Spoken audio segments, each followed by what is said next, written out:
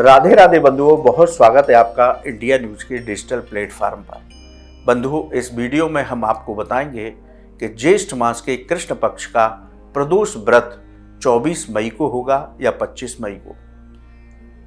इस प्रदोष व्रत पर हमें किस विधि विधान के साथ पूजा करनी चाहिए, साथ ही बताएंगे कि यदि आप शनि की साढ़े साती, शनि की ढैया या कुंडली में शनि के किसी भी तरह के प्रकोप से पीड़ित हैं या आपकी कुंडली के ग्रह आपको परेशान कर रहे हैं, तो इस प्रदोष व्रत पर क्या उपाय करें जिससे कि आपको ग्रहों की पीड़ा से, शनि की पीड़ा से मुक्ति प्राप्त। बंधुओं, सनातन धर्म में प्रदोष व्रत की विशेष महिमा है।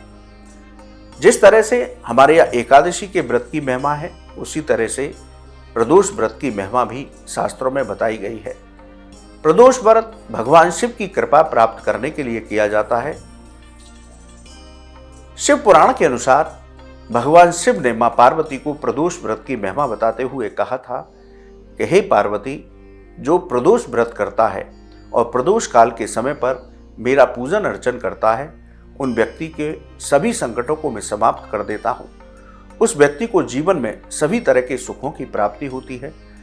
उसको अकाल मृत्यु और मृत्यु का भय समाप्त हो जाता है। वो व्यक्ति अंत समय पर मेरे श्री चरणों में स्थान प्राप्त करता है। मां पार्वती ने प्रदोष व्रत की महिमा सुनने के बाद स्वयं भी प्रदोष व्रत का पारण किया और वो हमेशा प्रदोष व्रत का आनंद लेती रही। बंधुओं, शिव पुराण के मुताबिक प्रदोष व्रत के दौरान कैलाश पर सभी देवता भगवान शिव का आराधन करने के लिए पहुंचते हैं। ज्येष्ठ मास के कृष्ण पक्ष का प्रदोष व्रत की बात करें तो त्रयोदशी तिथि 24 मई को सुबह 7:20 से शुरू होगी। 25 मई को दोपहर 3:51 पर समाप्त होगी। इसलिए इस साल ज्येष्ठ मास के कृष्ण पक्ष का प्रदोष व्रत 24 मई शनिवार को करना बेहद शुभ होगा। बंधुओं, प्रदोष काल की पूजा के मुहूर्त के बारे में बात करें तो शाम 7:20 से 9:13 तक प्रदोष काल की पूजा का विशेष मुहूर्त रहेगा।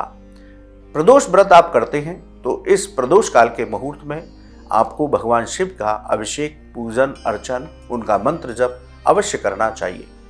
बंधुओं, आप प्रदोष व्रत करने जा रहे हैं तो आप सूर्योदय से पहले स्नान करें, व्रत संकल्प लेकर के भगवान शिव की उपासना करें।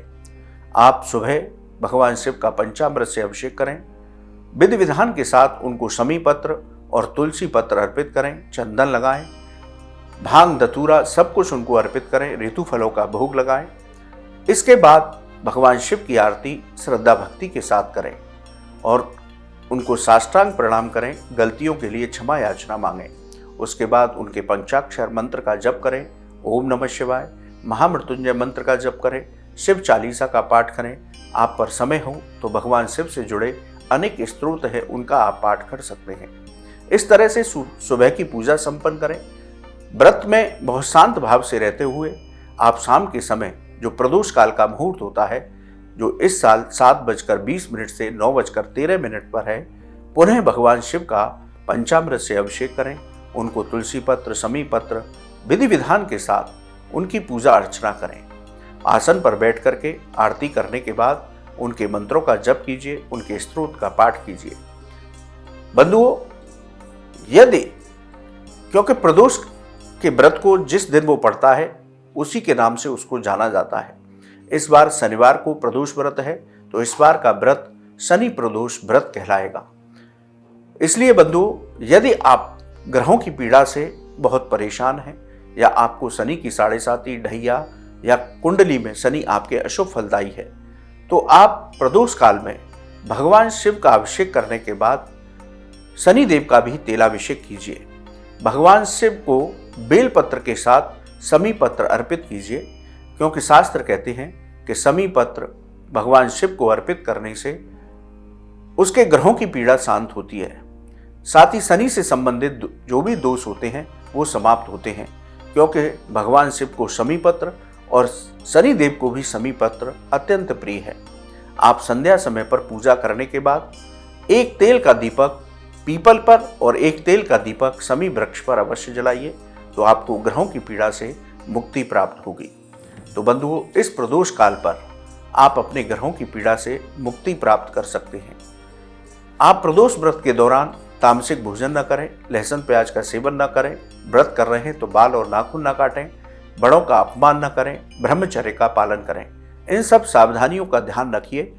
अपनी सामर्थ्य के अनुसार दान कीजिए, क्योंकि ज्येष्ठ मास का प्रदोष व्रत है, गर्मी का मौसम है, इसलिए जल से बढ़ा हुआ पात्र यानी कि घड़ा दान कर सकते हैं, ऋतु फलों का दान कर सकते हैं, गरीबों को जूता, चप्पल, अन्न, छाता, इन सभी चीज़ों का दान कर सकते हैं।